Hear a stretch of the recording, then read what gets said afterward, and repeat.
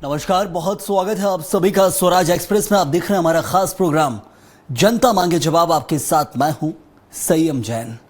छत्तीसगढ़ में नक्सलवाद को लेकर एक बार फिर सियासी घमासान तेज हो गया है। नक्सलियों की केंद्रीय समिति ने ऐलान कर दिया है कि वे हथियार नहीं छोड़ेंगे, ना ही बातचीत में शामिल होंगे। इस फैसले से सरकार की शांति प्रक्रिया को एक बड़ा झटका लगा।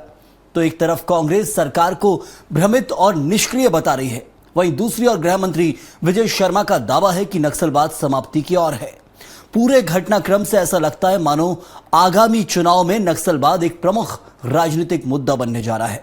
जहां एक और सरकार 2026 तक नक्सलवाद के खात्मे का वादा कर रही है, तो दूसरी ओर विपक्ष आदिवासियों की सुरक्षा और अधिकारों को लेकर सरकार पर निशाना साध रहा है। आज इसी पर होगी चर्चा। पहले देखिए रिपोर्ट।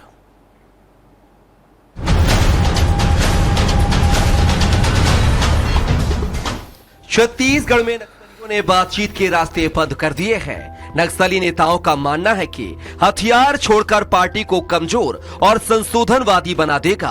बीते 17 सितंबर को एक वायरल नोट में कहा गया था कि नक्सली फिलहाल अस्थायी तौर पर हथियार बंद संघर्ष रोकने और सरकार से संवाद करने को तैयार हैं। लेकिन अब नक्सली नेता उस नोट और ऑडियो को जारी करने वाले का व्यक्तिगत फैसला बताकर पल्ला झाड़ रहे हैं। ऐसा प्रतीत हो रहा है मानो नक्सलियों में भी दो फाड़ नजर आ रहा है। कुछ हथियार छोड़ने के पक्ष में हैं, तो कुछ लड़ाई जारी रखने के।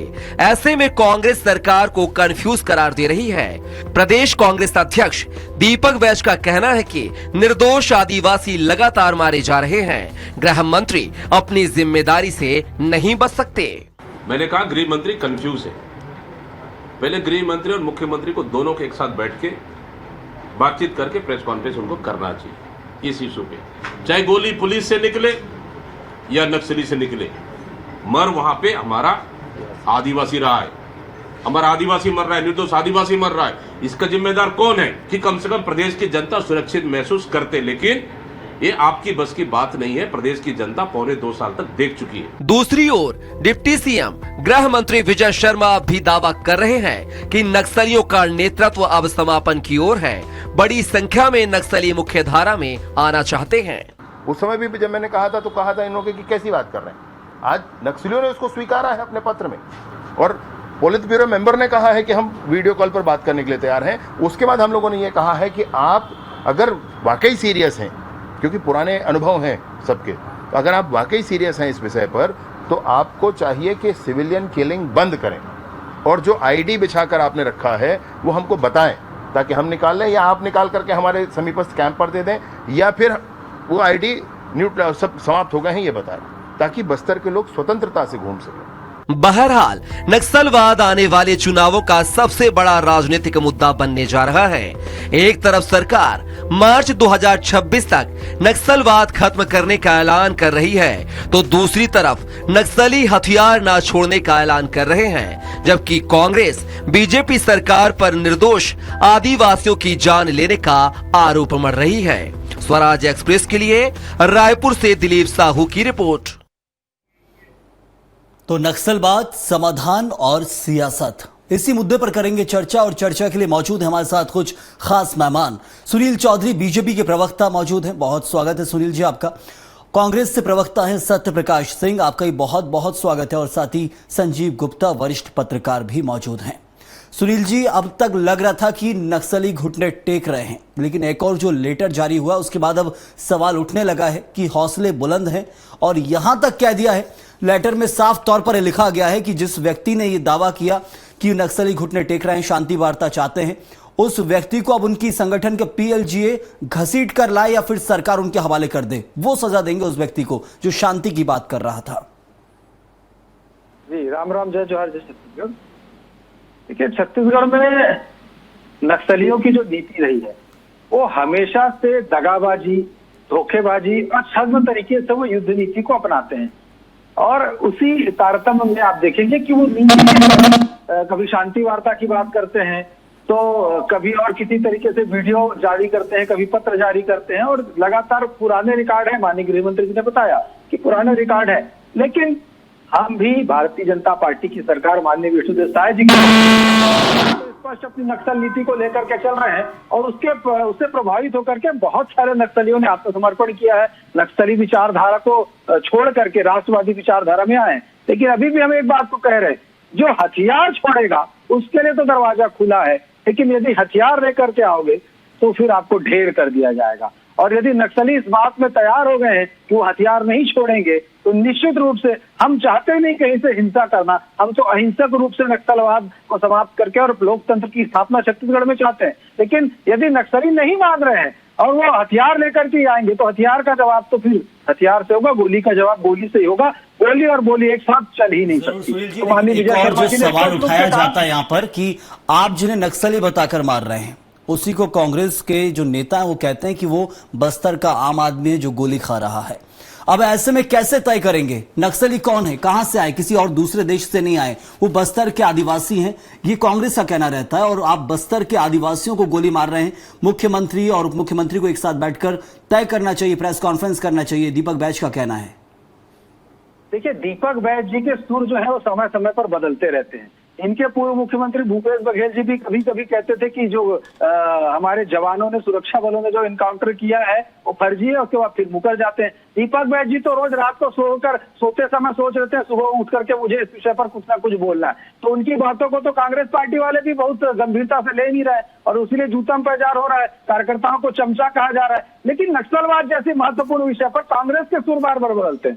अभी कांग्रेस थोड़े दिन पहले कह रही थी कि हम सरकार के साथ खड़े हैं और आज ये फिर नक्सलियों का भय दिखाने खड़े हो गए, जब नक्सलियों ने अपना सुर बदल लिया। जब तक शांति वार्ता के विषय में चर्चा हो रही थी तो कांग्रेस भी उस भाषा में बात करती थी। आज जब बात बदल गई और नक्सलियों ने कहा कि हम बंदूक नहीं छोड़ सकते, हिंसा नहीं छोड़ सकते, तो फिर कांग्रेस अपने असली रूप में आ गई। फिर ये जो है वो बताने लगे कि आदिवासी मर रहे हैं। देखिए, हम भी जान रहे हैं कि वो आदिवासी है, लेकिन वो नक्सलवादी विचारधारा को लेकर के और बंदूक लेकर के हमारे जो हमारे जो सामान्य नागरिक हैं उनको बहुत मतलब इस तरीके से मार रहे हैं। आप सोचिए कि हमारे जो सुरक्षा के जवान हैं, हमारे सुरक्षा बल है, उनको वो आईडी लगा करके उड़ा देते हैं, उनके ऊपर हमला करते हैं, साथ ही साथ नेताओं पर हमला कर देते हैं, सामान्य सिविलियन पर हमला कर देते हैं। तो इनके साथ कैसी बात की जाए? हम तो नक्सल नीति में कांग्रेस से पूछ लेते हैं कैसे करना चाहिए डील, क्योंकि कांग्रेस यदि नहीं कर पाई है, बीजेपी कोशिश कर रही है। सत्यप्रकाश जी, कैसे डील की जाए नक्सलियों से? आपने नक्सलियों की बहुत अच्छी परिभाषा बता दी कि वो वहां के आदिवासी ही हैं, लेकिन नक्सलवाद आपके कार्यकाल में भी रहा है और उस वक्त भी जो आम नागरिक है वो मरते आए हैं। अभी की ताजा घटना उठाएंगे तो एक आम शिक्षक को वहां पर मारा गया था नक्सलियों द्वारा। क्यों मारा गया था?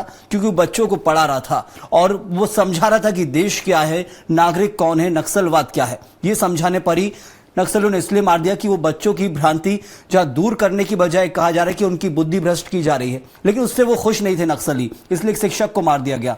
तो अब इन चीजों से उभरने की तो कोशिश की जा रही है, लेकिन उसको लेकर अब सीधे तौर पर ये मुद्दा उठाया गया दीपक बैज की तरफ से। देखिए संयम जी, एक चीज मैं स्पष्ट करूंगा, अभी आपने बोला कि कांग्रेस बोलती है एनकाउंटर के बारे में या फर्जी एनकाउंटर। हमने कभी भी पहला बयान नहीं दिया है कि एनकाउंटर गलत है या सही है।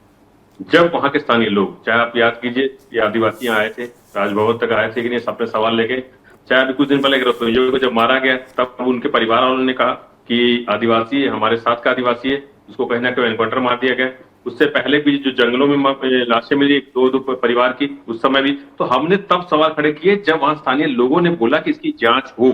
और विपक्ष अगर सत्ता में जनता बैठाती है तो विपक्ष को भी जनता ही बैठाती है कि आप हमारी आवाज उठाइए, आप हमारी आवाज बनिए। तो जब स्थानीय लोगों की नहीं सुनी जाती है, वो सरकार के पास आते हैं, राजभवन तक आते हैं, जांच की मांग करते हैं, सरकार नहीं सुनती है तो विपक्ष के पास वो आते हैं कि आप हमारी आवाज बनिए। तो विपक्ष के नाते हम आवाज उठाते हैं कि इसकी जांच होनी चाहिए अगर स्थानीय लोग बोल रहे हैं। इसीलिए हमने वो बार बार बोलते कहीं पे भी अगर प्रश्न चिन्ह लगता है, आदिवासी उठाते हैं तो उसकी जांच होनी चाहिए, सीधी सी बात है। अब जहां तक हमारी बात है, हमने 5 साल में क्या काम किया? ऐसे काम किया कि अमित शाह जी आए थे और बोल के गए थे कि हाँ नक्सलवाद कहने के खात्मे की तरफ है, भूपेश बघेल सरकार अच्छा काम कर रही है, 80% नक्सली हमने कम हुए।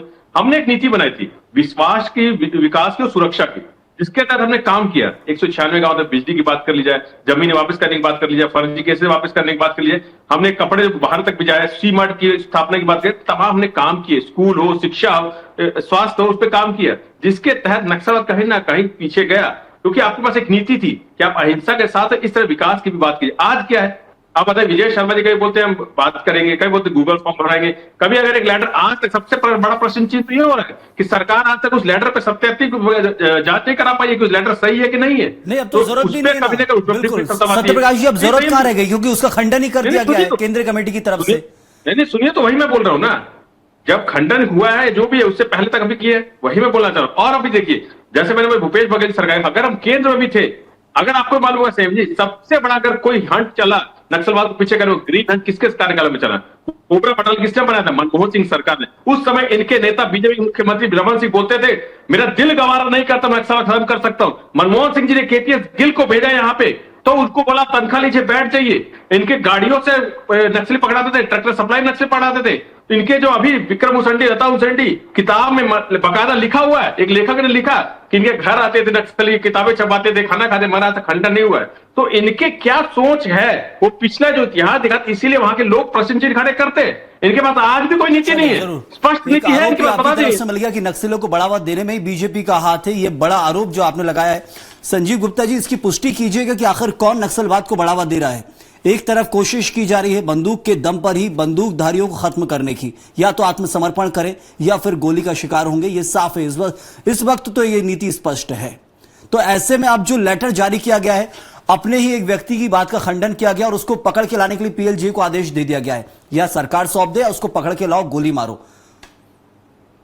देखिए, नक्सल समस्या जो है वो पिछले 3-4 दशक से यहाँ पे है, और ये पहली बार नहीं है कि इस तरह की जो चीजें हो रही है।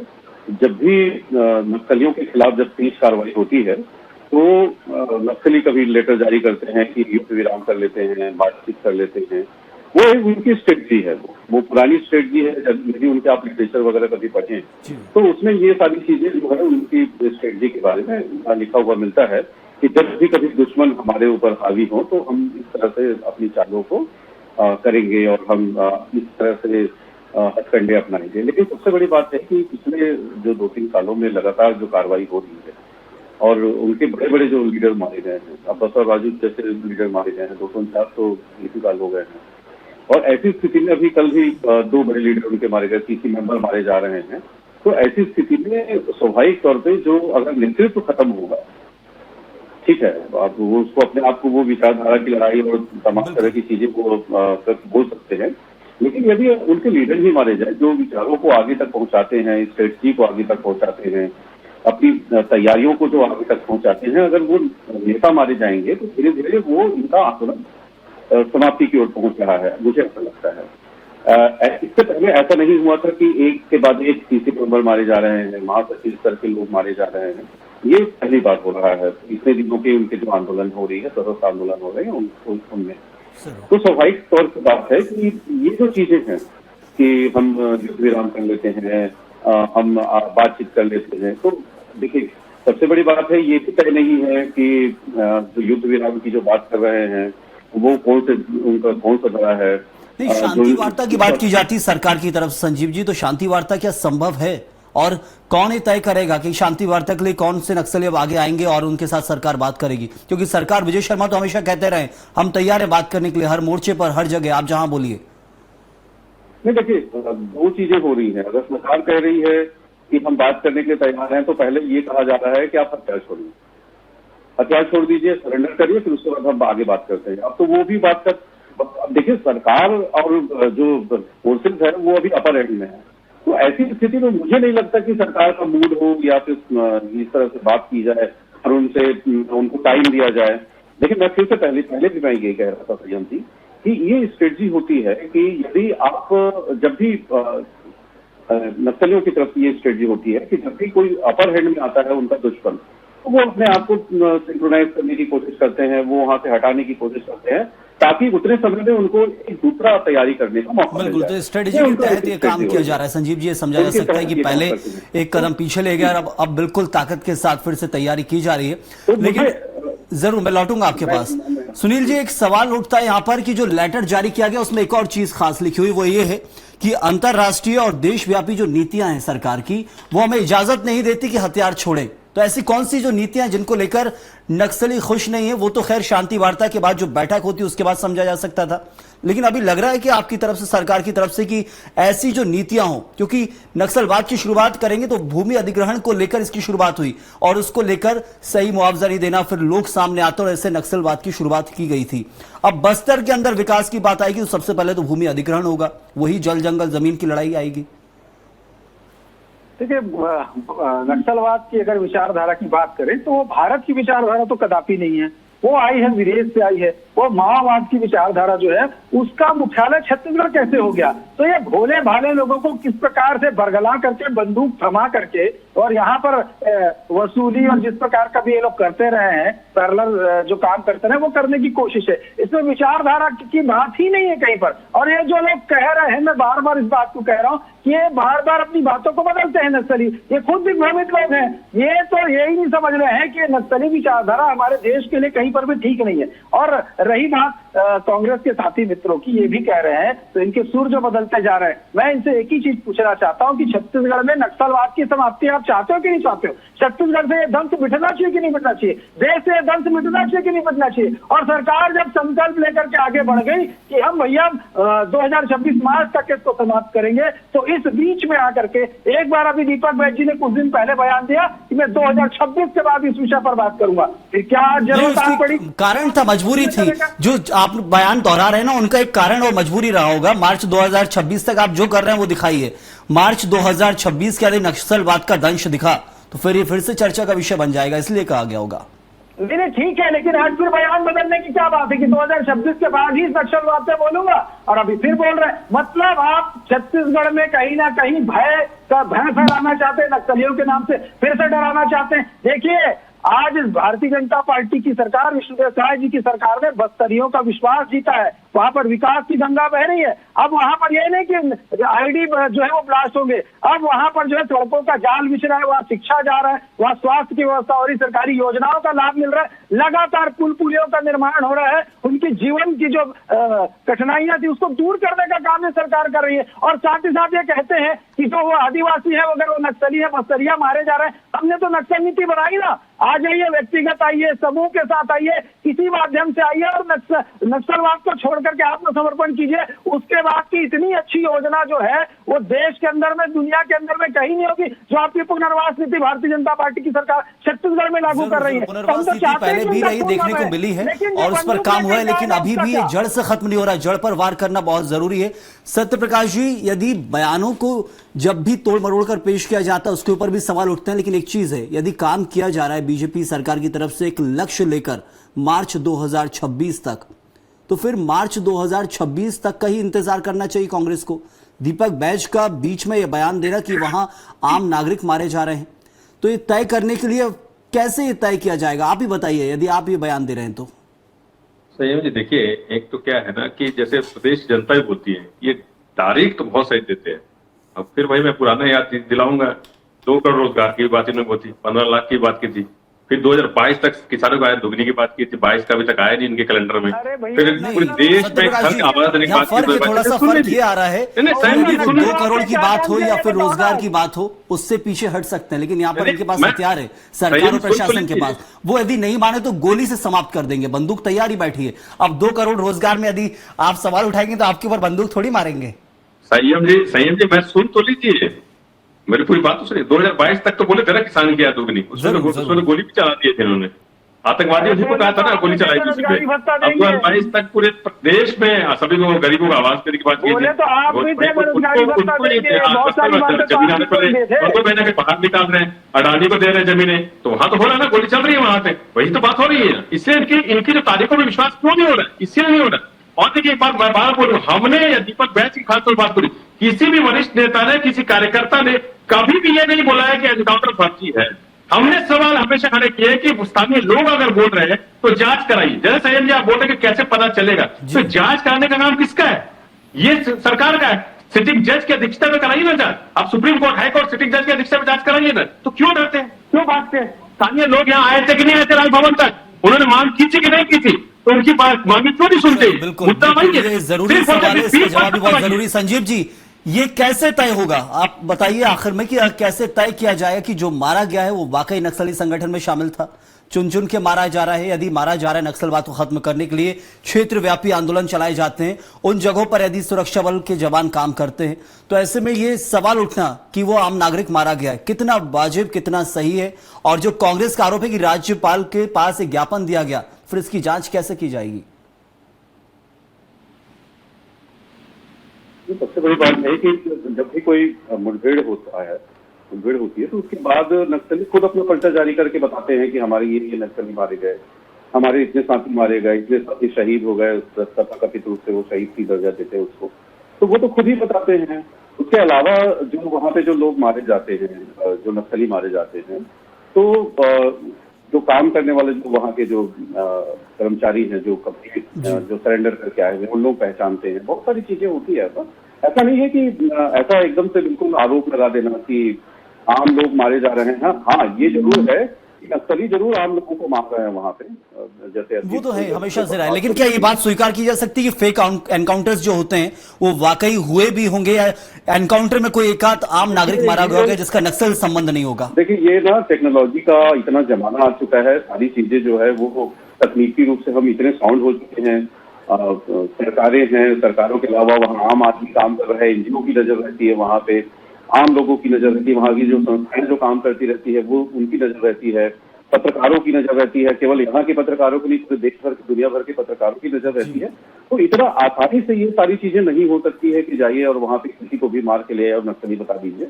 मैं फिर से कह रहा हूँ कि ये एकाध दो घटनाएं अगर ऐसी हो जाती होंगी वो अलग है, वो उसके लिए मैं नहीं कह सकता, लेकिन जनरली ऐसी चीजें नहीं होती हैं। और मैं आपको एक बार फिर बताता हूँ कि जब भी इस तरह से जब मुठभेड़ होती है तो उसके बाद कुछ दिनों बाद नक्सलियों की तरफ से पर्चा जारी होता है, विज्ञप्ति जारी होती है कि हमारे तरफ से 27 लोग हमारे शहीद हो गए। कुछ एक दो बार तो मैंने ऐसा भी देखा है कि यहाँ पे कम लोगों की मारे जाने की बात हुई थी नक्सलियों की, उधर से ज्यादा संख्या, जैसे वो 27 है तो उधर से 29 बताया गया, इस टाइप की चीजें भी हुई है।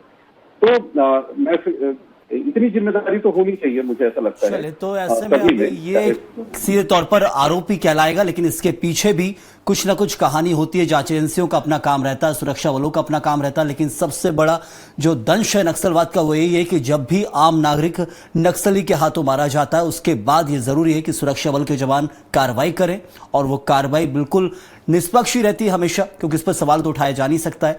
नक्सलवाद का खात्मा बहुत जरूरी है यदि क्षेत्र का विकास चाहिए। तो इस मुद्दे के ऊपर चर्चा करेंगे, बहुत बड़ी होगी, लेकिन फिलहाल जो लेटर जारी किया गया उसको लेकर अब सरकार का आगे क्या रिएक्शन रहता है, कार्रवाई लगातार जारी रहेगी, ये देखना होगा। बहुत शुक्रिया अदा करूंगा सुनील जी, सत्यप्रकाश जी, आपका ही बहुत बहुत शुक्रिया, और साथ ही संजीव जी, आपका ही बहुत बहुत धन्यवाद इस चर्चा में जुड़ने के लिए। तो नक्सलवाद का खात्मा बहुत जरूरी है, और लेटर जो जारी किया गया उसमें सीधी चुनौती सरकार को है, और सरकार का एक अभियान जारी है कि मार्च 2026 तक किसी भी कीमत पर नक्सलवाद का सफाया इस देश से करना है। इस वक्त के लिए फिलहाल इतना ही। आप बने रहिए स्वराज एक्सप्रेस के साथ।